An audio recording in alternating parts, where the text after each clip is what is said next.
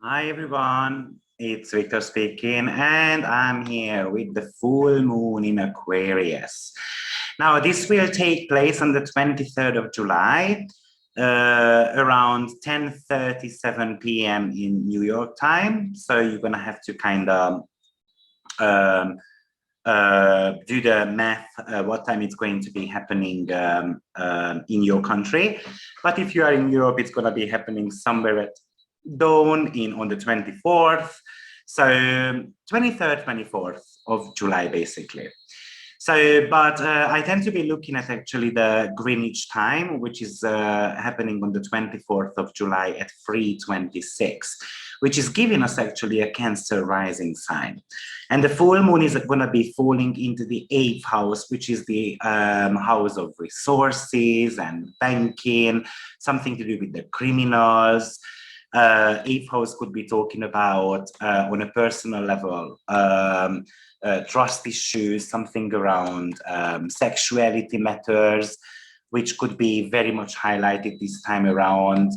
But also the 8th house is something to do with occult studies as well. So what we invest into, it really talks about cryptocurrency and so forth. But also the 8th house is associated with death, alongside with the 4th and the 12th house, by the way, plus Saturn as well as a planet. So, but it deals with money matters. So these are going to be somehow getting highlighted for us. Now, this full moon is actually going to be happening on 1 degree of Aquarius. And this full moon is also called as the buck moon, or also it's called as the thunder moon, because this is the period of time when there is a little bit of a summertime storms going on, and moonrise at sunset, peak at midnight, moonset at sunrise, basically all over the world. Now, this full moon is falling into the sign of Aquarius, which is actually a fixed sign. Now, the fixed oppositions usually summon forceful reactions. It has got somehow an unexpected nature because of the Aquarius element. And for instance, the last year when we had a full moon in Aquarius, that was a massive explosion in Beirut. So we can actually expect, again, very warm weather or very extreme weather conditions, or we can expect some natural disaster and catastrophe in some parts of the world as well.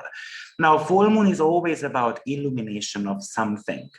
So this full moon is actually highlighting the energies of Saturn-Jupiter conjunction on 0 degree, which happened at the end of December.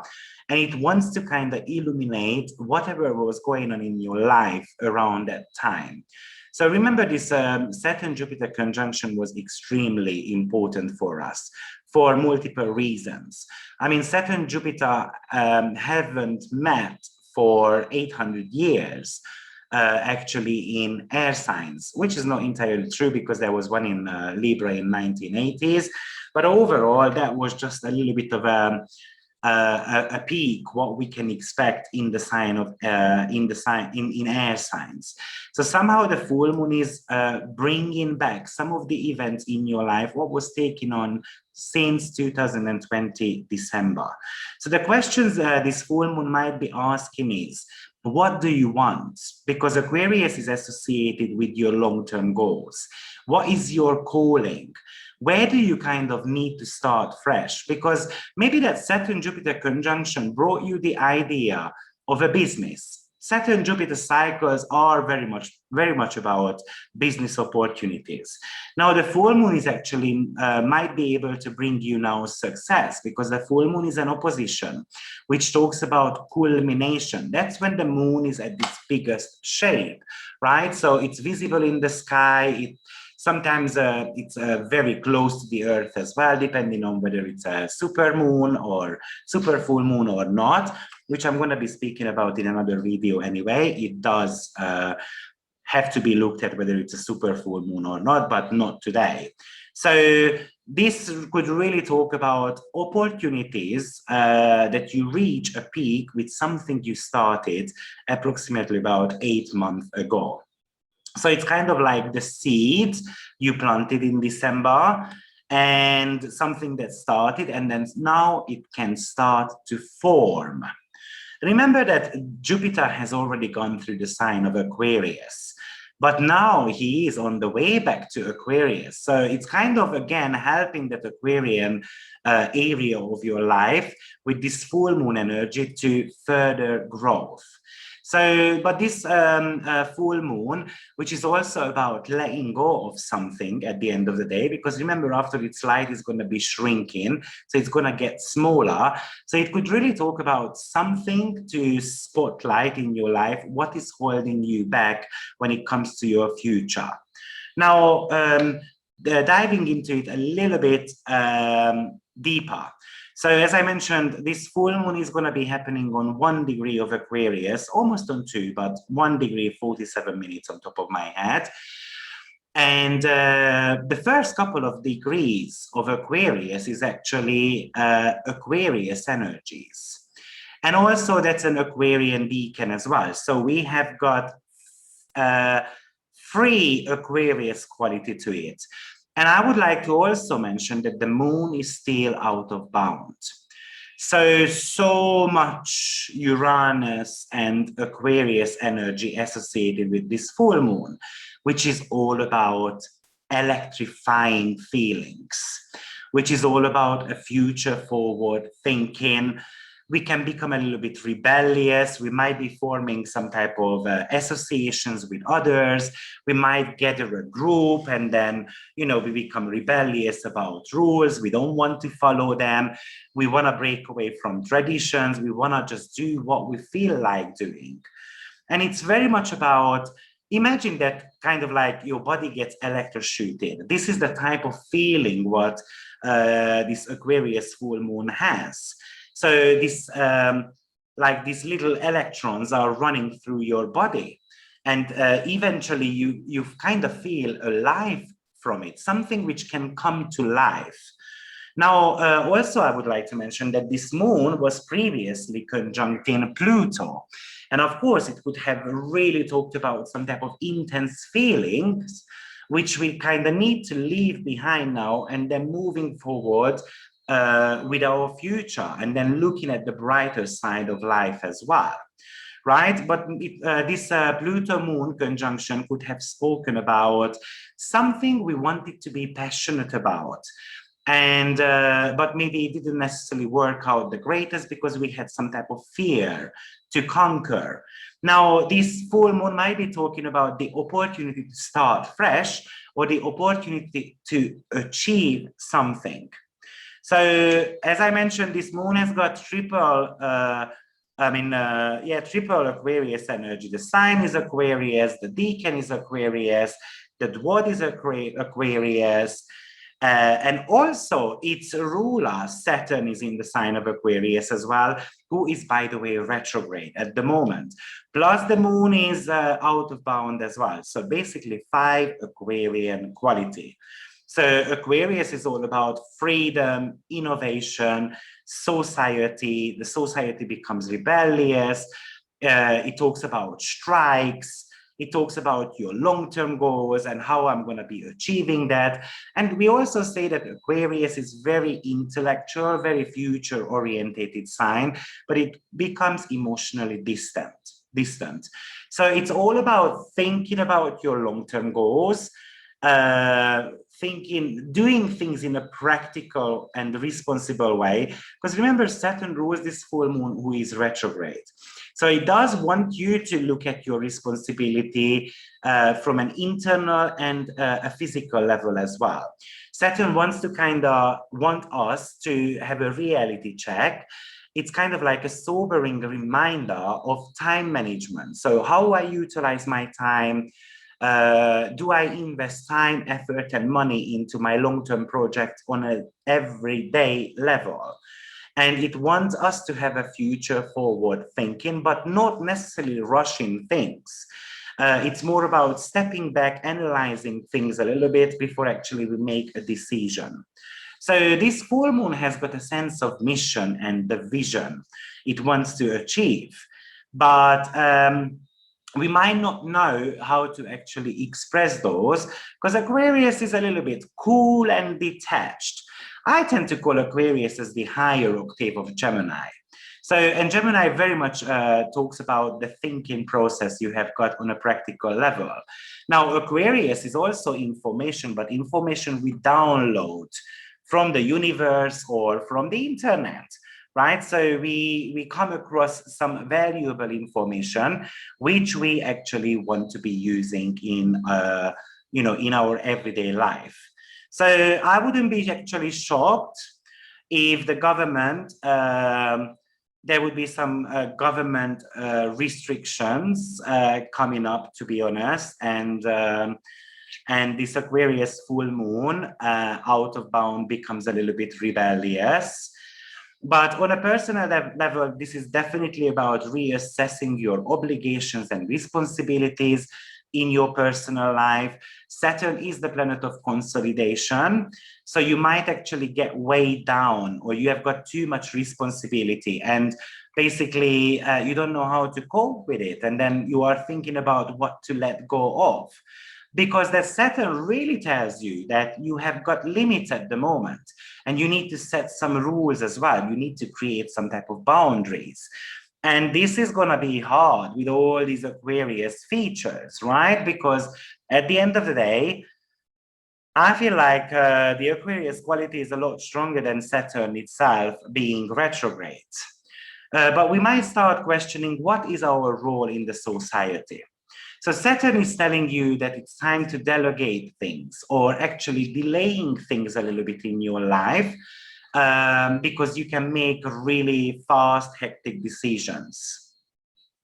Now, also what struck me a lot was that Moon has got an in conjunction to Venus. Now, I'd like to speak about that a little bit. I don't think I've ever made a video about in conjunction, and I can talk about that quite a lot. But in conjunction is basically a 150-degree aspect, which has got Virgo and Scorpio qualities. And it really talks about redirecting some of the energies of ourselves. And it's quite a karmic energy as well.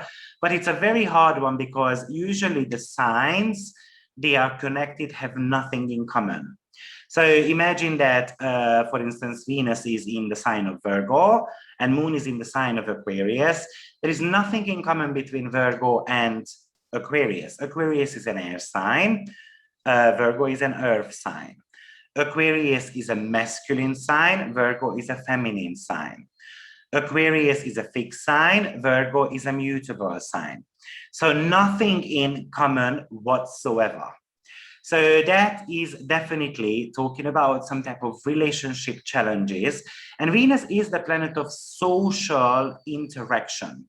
So I usually call Venus as a bridge builder, just like Mercury, but they do that in a different way. So Mercury is actually passing on a phone number to someone else. Oh yeah, call this carpenter, he is the best one in the area. But Venus is actually singing or playing music in the park and then telling people, come around and dance with me, sing with me, and so forth. And then let's enjoy life. So we've got this in conjunction here, which is definitely something to do with social interaction and basically the ability to gather with others. And also I would like to mention that Venus is actually opposing Jupiter as well at the same time in Pisces. So with Jupiter, it's all about saying no to something, because these two, when they get together, it's a little bit all about overindulgence. But this time around, Jupiter has got its own need, Venus has got its own need, and then they are pulling apart. So I kind of believe that this Venus-Jupiter opposition kind of like acts like a little bit of a debate between them, because both wants to bring something good into our life, but it's kind of like, you know, when you go to the gym and then you compare your muscles with others, or who is the stronger, or when I'm going to be doing that arm wrestling thing, right? So both wants to be proving the point. Of course, Jupiter is slightly bit stronger, and also a lot stronger, by the way, because it's in rulership, but Venus is also in its fall position in the sign of Virgo. Now, you know, fall doesn't mean that it's necessarily a bad thing. I mean, I received a comment on my Venus in Virgo video that Venus is not bad in Virgo at all because it has got dignity. Yes, it does have got dignity. But if someone doesn't know how mixed dignities work, actually mixed dignities start extremely well in our life, but later on, any type of Venusian topics can go into fall as well if we don't redirect the energies. So that's exactly what this Venus-Jupiter full moon energy talk about, that we need to change some of our perception, behavior, and the way we interact with others. So, of course, full moon is an opposition, which talks about relationship patterns. So, the sun is a husband archetype, moon is a wife archetype. When they are conjuncting, basically, there is a unification going on between those two, right? But this time around, they are the furthest point from each other, which talks about that, you know, we are very far, we've got a gap between us. And Venus being emphasized here, this is also bringing this relationship meta into the picture. So I kind of feel like that social distancing is gonna be again a huge topic, but somehow maybe some type of community support is also going to be involved here. So maybe they're gonna come up with some like vouchers, and you know, on Mondays you get 50% off in restaurants and go and spend a little bit of the money. So something like that, I definitely can imagine as well. So I also believe that this Aquarius full moon is very much connected to our brain, DNA, and something to do with the neurological network of our body. So because Aquarius is all about that nerve tension within us, but it's a communicative sign as well. So, and that communication kind of circulates. Aquarius is very much associated with movement and change, kind of like that emancipator, the martyr, the uprising type of stuff. So, and Aquarius wants to kind of get rid of all the bonds and the binds, and, you know, it wants basically everything to vanish as a blockage. So I feel like maybe actually it's really going to be talking about opening up the borders, opening up everything and all those type of things, or completely the opposite. But it's definitely about going to the extremes. So, and as I mentioned, that full moon very much links to the Venus and the Jupiter opposition. And by the way, I would like to mention that it's actually creating a long rectangular aspect pattern. And this long rectangle aspect pattern is all about irritation, frustration. Yeah, it is also called as the irritation rectangle. So, of course, with out of bound moon as well, I'm more on the negative side this time around, and I tend to be more on positive. I don't see much positive going on with this full moon, to be honest. So it could hold us back of how we achieve our goals or reaching something which we have wanted to. Definitely, it could bring us some type of challenges, an exchange of opinions in our relationship. This is my opinion, that's your opinion. We can't really find the middle road. So this is definitely going to be talking about how we need to be balancing out our polarities. And with Venus and Jupiter, both are all about exaggeration. So it could exaggerate, it can make a mole out of a mountain, or what's the saying, right? So yes, making a mole out of the mountain. So it can blow out of the ballpark, really. And that gap can actually grow even further. So we definitely need to learn with this full moon to become a little bit more flexible when it comes to structure, rules, and when it comes to our target as well. With in conjunction to Venus, it's all about redirecting the energy. So yeah, there is a rule right in front of us, maybe at work, but trying to see the positive side of things as well.